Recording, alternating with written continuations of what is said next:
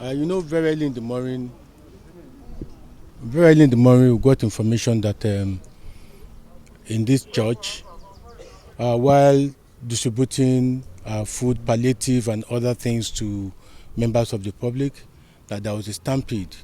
And police officers, especially of the Rapid Response Squad, moved into the place immediately. And we discovered that a lot of people were stampled. It took a lot of effort to be able to move them immediately to the hospital. But unfortunately, we lost 10 people. And I think we had 4 children among those who have lost their lives. I liaised with the hospital authority, who are making frantic effort to work on those who are still in the hospital. About 10 of them have been discharged from the hospital, and I think we have just 4 in the hospital. Only a baby is in critical condition, but they told me he was responding to treatment.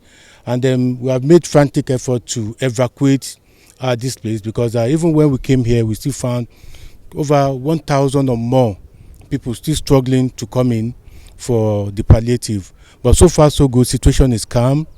The FCT task force, comprising of all the security agencies, have been deployed to assist us in the maintaining peace here. And luckily, we have been able to evacuate this place and directed that this place be kept under lock and key until we finish our investigations.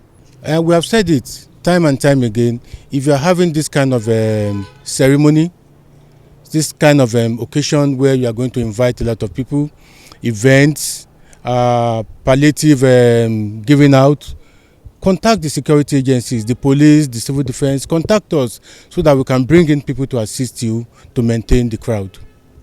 Thank you so much.